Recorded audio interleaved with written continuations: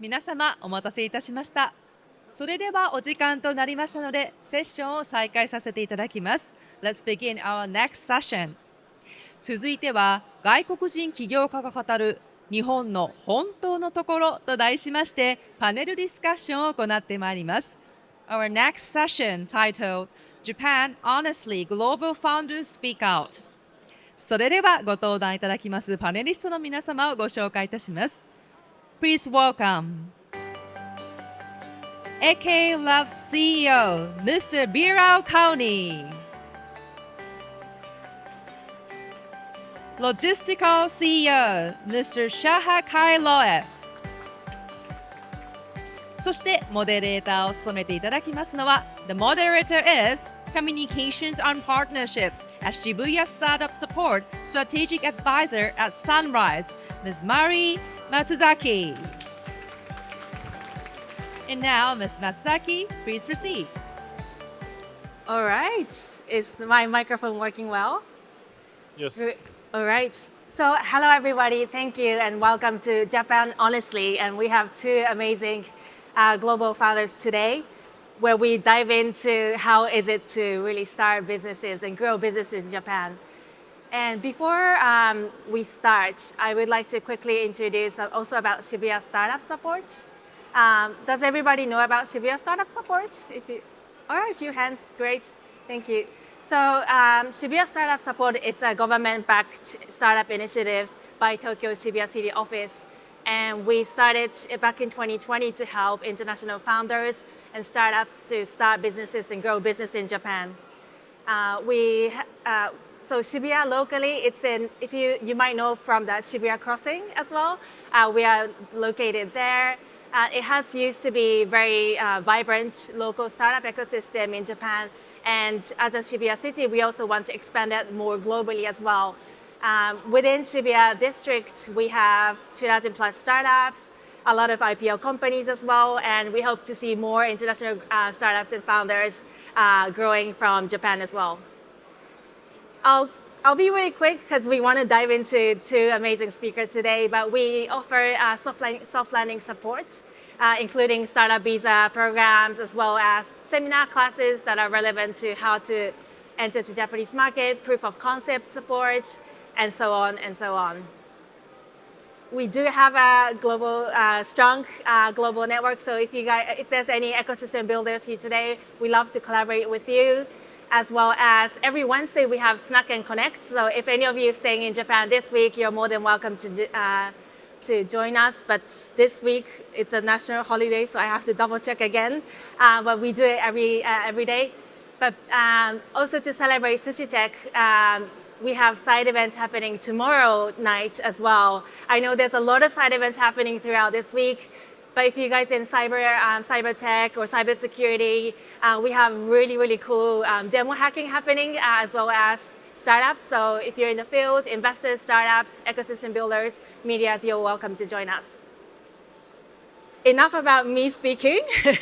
So I would love to introduce both Bilal and Shaha. They are also Shibuya Startup Support visa holders as well and have been succeedingly in Japan. You know, when you think about Japanese market, it's great potentials, and I'm Japanese, I see the potentials. At the same time, I know it's not the easiest market. So in the title today, we said, you know, Japan honestly, and we want to make sure, you know, people here in the audiences know about what's happening honestly. And before we dive in, may I ask who are the audiences? So startups, investors, ecosystem builders. May I ask who are startups from like outside of Japan today who are here? Okay, great, few hands. And startups in general? Okay, great. And corporates? Japanese corporates, international corporates, great. Ecosystem builders? All right, great. Investors? Okay, not so many, great. And then others, thanks all for coming. All right, so speakers by, I want to start first with introducing Bilal. So maybe Bilal, can you tell a bit about yourself and what you're building? Cool. Thank you all for being here. I hope you can hear me loud and clear. So I was the first founder that was sponsored by Shibuya City back in 2021. We have a company in biotech where we investigate aging. At first, we're really consumer-facing. We pivoted a lot. Now we have a B2B platform. We work with biotech startups and Japanese pharma companies. In drug development, so we work all around the production line, from target identification up to cell manufacturing and QC procedures. We have our headquarters here in Tokyo, and we have our lab in Okinawa at the Okinawa Institute of Science and Technology, where you can have some information just down here, down the corner. And now with Eke Labs, we are 5 years old. We are starting to have a first client overseas, and we're on the last miles of closing our second fundraising stage. And yeah, really happy to be here to discuss with you guys. Great. I also added the slides here, which we will dive in. But is there anything you want to highlight more about the AK Labs, value proposition that you guys have now? Yeah, so without getting too technical, like we actually do is epigenetic sequencing, which is different from genetics. And with epigenetic sequencing, we have a lot of value that we can add to regenerative medicine, especially in cell therapies and gene therapies. So without maybe skipping on a few questions, this is why we're in Japan. Because in Japan, of course, thanks to the work of the Nobel Prize in 2012 with Dr. Shinya Yamanaka, there's a lot of companies and universities working on regenerative medicine with cell and gene therapies. And we are lucky enough to be able to work here in Japan with such companies and trying to support them with our technology. Awesome. So I'll pass to now Shaha, if you could maybe share a bit about yourself as well. First of all, yes, everyone can hear me. My name is Shakhboz, but for Japanese people, I usually say Shaha. It's easier to pronounce. Originally, I'm from Uzbekistan, and I have been living in Japan almost 7 years right now. And after graduating the university, I started the company to solve the critical problem of the logistics in Japan. And logistics is considered to be the backbone of a lot of industries. And in Japan specifically, there's a huge problem with the logistics, where the government has changed the legislation with the working hours of drivers, as a driver's shortage, and because of this, the whole industry is suffering.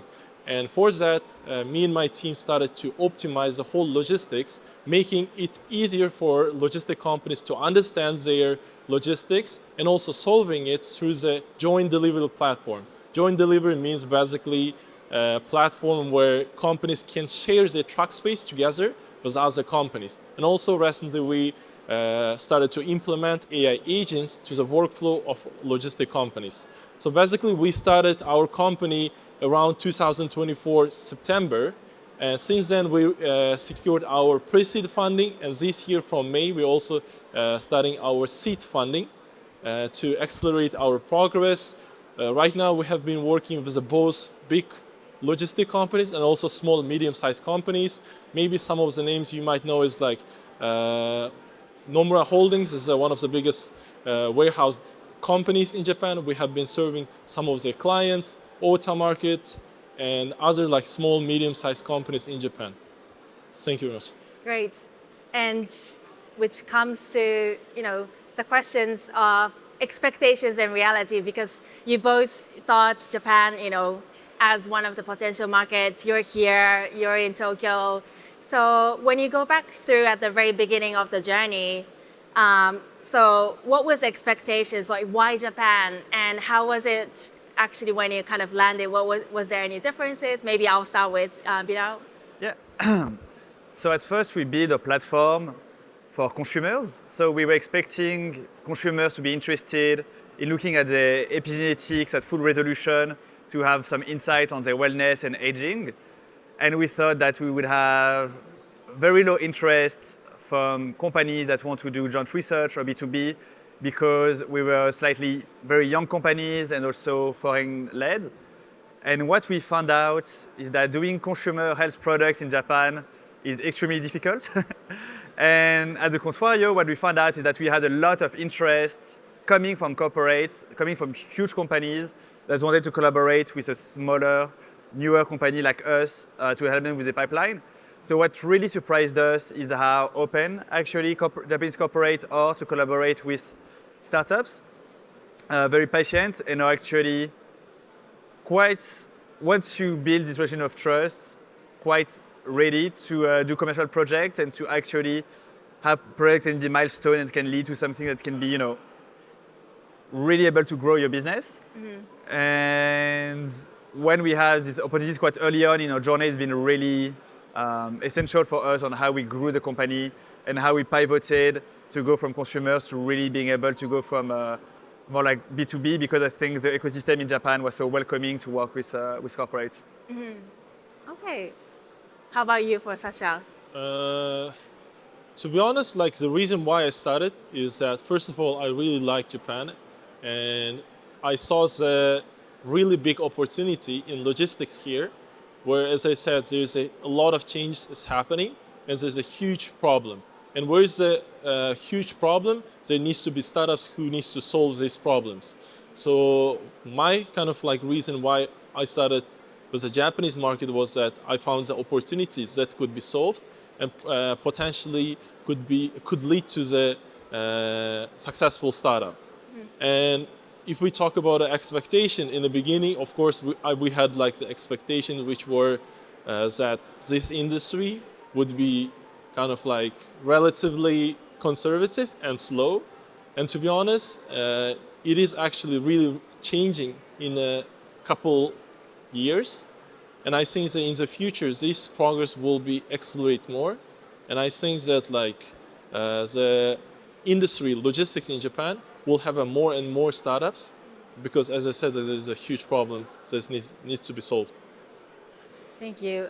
I think both you mentioned about seeing the market potentials coming in, seeing different reality versus the culture part that you mentioned, how business can be fast or slow. At the very beginning, so how did you navigate the Japan market entry? Once you landed, there are different ecosystem builders, there's accelerators or venture capitals or even mentors. How was the beginning of the journey in terms of navigating? So actually, I first tried to launch Eke Labs before COVID, just by myself without any support from Shibuya Startup or incubators, and it was extremely difficult. We were actually about to launch during COVID, and we had a halt because COVID was COVID. And then we did a rebirth of Eke Labs in 2021, and this time we had the support from Plug and Play Japan, we had the support from Shibuya Startup, we had mentors, and the difference was really night and day. So I think I'm quite an example that having a support, both institutional with institutions such as Shibuya, but also incubators, can just bring can just open a lot of doors, can just make you meet the right people that can give you like the right advice. And so right after I came back in Japan in 2021 as the first sponsor of Shibuya Startup, it actually took us only 3 months, day for day after I landed in Tokyo, to raise or pre-seed. So I think that definitely having this kind of support can really accelerate the journey for an entrepreneur. How about you? But for us, I would say like from the beginning, the market entry strategy was that like we wanted to learn the industry from the people who are in operation. And first maybe 6 to 7 months we spent for kind of interviews with the big and small logistic companies. And within like 6-7 months, we conducted maybe like around 70 interviews with the really big companies like Sagawa, Yamato, and like small, medium-sized companies as well. And through that, we first learned what is the problem itself.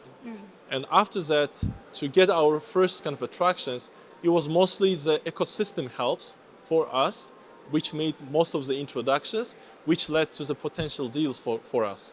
For example, our the accelerator program we participated, Antler, made a lot of introductions. Shibuya Startup Support, to be honest, through the Seiko-san, one of the member of Shibuya Startup Support, made a lot of like introductions that I really appreciate, that led me to know the people in the industry. And like some of our advisors and angel investors also helped us to navigate. And I think that for Japan especially, where the whole ecosystem is built on a trust, So that having like people to make introduction is really crucial, and finding these people from the beginning is really important. I want to kind of go deep in from that because, you both did an amazing job in terms of finding potential customers or partners. But at the same time, this is one of the most difficult parts, I would imagine. So were there any, things that you learned from there, like not things that you learned that didn't work, or how was the process of, working with Japanese like partners or potential customers? Yeah. I think the most important things to always respect is the client's timeline. It can be quite easy as with a Western mind to want to go really fast and to really want to have a project as soon as possible, and then to learn while doing and fixing things after the mistake happen. Can you maybe share a bit of example about the timeline experience that you had? Yes, so with our biggest clients, it took us nearly 2.5 years of conversation before actually doing a lab project together. And I think that what you really need is to understand how the decisions are being made, and to really understand that it is extremely crucial that these production steps really happen, and to really spend a lot of time to make them happen. Even sometimes it can be frustrating because it can almost feel like doing free consulting work for 2 years before you actually sign a project and the thing happen. But it's really about understanding that you need to convince so many people that you not talk to, and you really need to give all the weapons for the people who believe in your project to be able to convince so many stakeholders that you don't even imagine or in the loop. But in the end, I think for an early stage startup, it is a great work because it means that you have a sparring partner that can give you so many angles of your question for your service and your project, that answering those responses and giving those arguments also help elevating your sales pitch and really help elevate your companies. We do something that's really complex, right? We have a whole lab, we receive medical samples, we have some models, we have so many pieces in our services that having a partner from the start that's going to ask you all those questions can actually help you realize if you have like a dead angle in your offering. So I think it's actually quite, that's what I was saying earlier, like finding like this corporate partner like really early really helped elevating our services, because we just had like to think about so many things to convince so many people in the journey. And once you have the relationship of trust that is built, one, you've delivered, in our case, great data, then the conversations for like much bigger projects go like so much faster, and we're very happy about that. Yeah. Great. I often say about it's similar to like marriage. It takes time, but once it's built, you have something. It takes time, and it's a lot of work. It takes time, right? And how was it for you? Experience. I have actually a few things to add on what he said Yeah. about a timeline. So understanding the especially big corporates timeline is really important. And what I actually heard from the people inside is that there is, for example, before New Year, around like October, November, maybe like beginning of September, a lot of big corporates, especially in logistics, makes a budgeting kind of a plans, like how they should spend what to spend money next year. And actually talking to the corporate at this timeline, what I found is like really, really helpful, because at this stage, the people are making kind of a budgeting. Second, I also wanted to highlight is that like finding the kind of a champion inside of a big corporate, like the person who will defend and the person who is right fit for you is really important, because a lot of startups first go to usually open innovation kind of sections of the big corporates, and I think sometimes it might be wrong decision to go directly first to open innovation teams.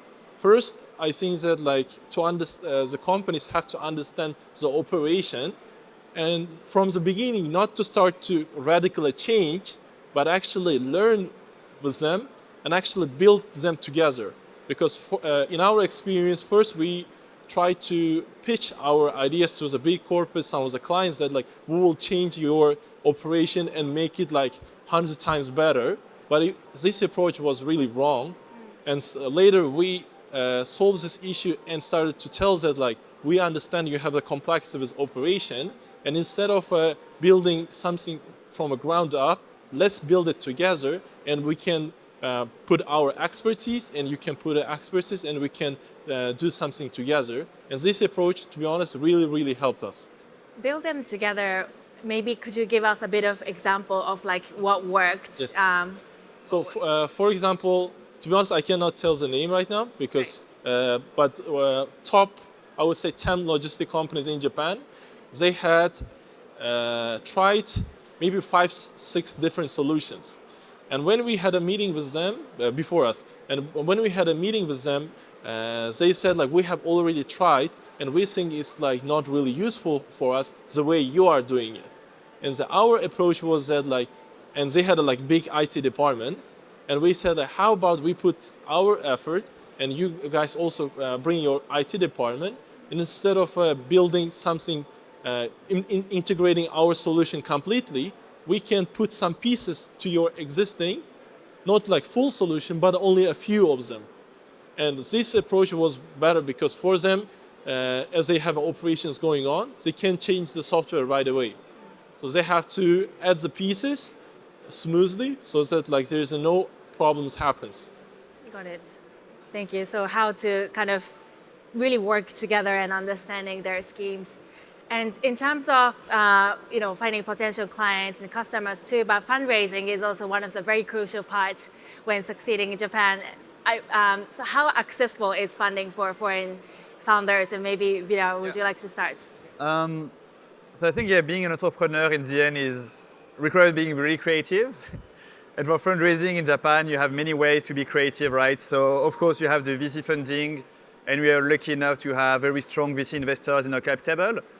But once you have VC investors in your cap table, depending on your industry, there's also many ways of matching the VC money with subsidies. And you can also have a lot of access to startup loans, to different grants and different loans that can have really interesting interest rates. So I think the Japanese ecosystem in that regard is quite similar to the European ecosystem, where the fundraising cycles can be extremely long. And also, to counterbalance that, you have access to public money. So currently with AK Labs, I think that we roughly have a mix of a third of VC money, a third of loans, and a third of grants. And currently we're raising our seed round, that's the size make it closer to a Series A. And for this, we work really also closely with the grant office that is specialized in biotech and life science to match almost one-to-one the money that we receive from the VC to public grants. So sometimes I can hear some frustration from founders coming from, for example, from the US, that the pool of investors in Japan is small and it is pretty long. But yeah, that's true, there's no other funding ecosystem like the US apart from the US. But I think that if you're creative enough to find other ways of getting fundings, there's a lot of opportunities in Japan, especially in my field in life science. Right. How about for you? For us, to be honest, in the beginning, the fundraising was really difficult, and we couldn't raise for a while, maybe like 3-4 months. And after that, we participated in the acceleration program called Antler Japan. And we got our pre-seed funding from Antler Japan, combined with 3 angel investors. And going through this, I kind of found out that like for Japanese VCs, there's a progress and like kind of coming back to them with the new tractions every time, and kind of building the trust with them also, like with a big corpus, is really important. Like usually foreign founders, I think, expect kind of a capital gain from these VCs in a short period of time, let's say a month, 2 months. But I think for a lot of Japanese VCs, this relationship building is really important. And right now we are starting our second fundraising from seed. And to be honest, we have already like 5-6 VCs that we had conversation in the past where we already updated them with our new tractions, got really interested, and already one of them soon making a commitment of around like 30 million yen. So I think relationship building as a, like with your clients with the VCs is also really important to do. So, but it takes like a long time, and the people should be passionate, and the valuation might not be as high as in, for example, compared to US. Got it. You mentioned also earlier before we hop on the stage about angel investors. How was your journey finding angel investors or meeting in Japan? So actually, last year we had a booth in Sushi Tech, and one of our angel investors came from the Sushi Tech booth. It is a person who is a board member of a lot of big logistic companies, plus he's an active investor in logistics in Japan. And to be honest, like participating in this kind of events really helped us last year. But also, like, if you work long enough in the industry, I think the people will find you, like through different like introductions and channels, Right. and like being always active and actually delivering your message to different kinds of people, group of people, like really helped us to kind of gain the traction and gain the investment. Do you also want to add about like finding angels in Japan or? Finding angels, yes. So actually, I feel like there's more and more angel syndicates and angel groups. Just this April, there's one, that was co-founded by our friend Sophie Merali and other people, also in life science. So there's definitely lots more alternatives for angel investors to invest in Japan. There's already an investment vehicle that's called the J-Keys that is very easy. You don't need to have any legal fees to make it happen.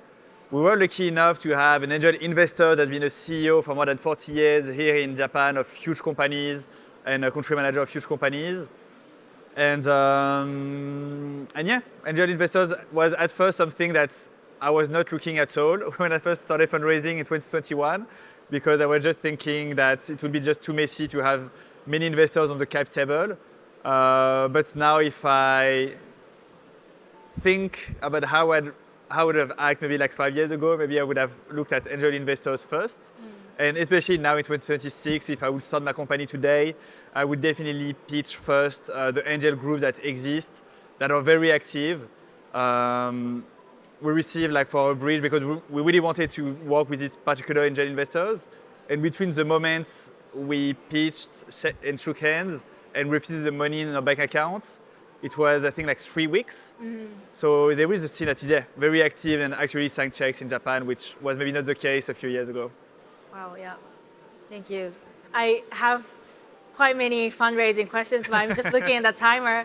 So I want to also kind of move to, business culture part, like customers, like pivoting, those part as well.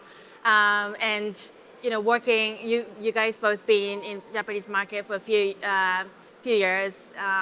And how was, could you explain a bit more about, what's your current like customers? How did you meet them? Did you pivot along the way to adjust to the Japanese market? Maybe Bilal, So to make it quite short, yes, we pivoted a lot. We only work with corporates now. And we are lucky enough that actually our technology is very exciting. Our technology is very exciting, especially for companies that work in regenerative medicine or in manufacturing of cell therapies, which Japan is extremely strong. So actually we have a lot of companies that are first excited by the science, excited by the technology, and then it's really try to convert this initial excitement to a project. And I feel what is challenging is that converting this excitement to actually a commercial project, in between you have a lot of discussions about intellectual property. Right. And this is where the conversation can take months to years, and this is where we have to really put ourselves in the skin of our interlocutor and understand that we not only need to convince the research team, but that we also really need to convince all of the stakeholders, both from the finance department, legal department, to make the deal happening. But yeah, we're lucky to have an exciting technology to attract people first. For me, I would say like the biggest like kind of a progress started when I actually hired my part-time kind of a Japanese sales business development kind of a people. Right now, I have like 3 Japanese business development kind of a people who are working. And to be honest, like not coming from the like corporates in Japan and also not having experience in working like big corporates in Japan, for me it was difficult to understand a lot of like cultural nuances. And luckily, I had people around me who taught me how to do that, how to like construct the whole meetings, how the conversation should be built with people in the long term. And to be honest, like for people who are coming to Japan, I really like would say that you have to create a team, like at least 1 to 2 people, Japanese people who have experience, instead of like actually pushing by yourself, because it will take more time instead of like getting 1 person to your team.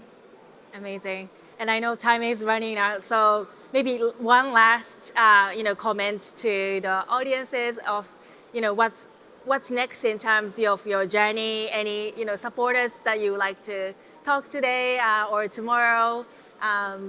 Yeah, From Bilal? if there's anyone here working in sales, manufacturing, and gene therapy, more than happy to have a chat. Awesome. For me, if there's the people who are interested in logistics, optimization of logistics, and also we also started our fundraising. If there's a people who are interested to join us, please talk to me after the session. Thank you. So Bilal and Shaha will be here after this show, but also we have Shibuya Startup Support booth. So anybody who wants to learn more about what we do, we're happy to talk. And yeah, I would love to give a big hands for thank you to both of the amazing speakers. Thank you. ありがとうございました。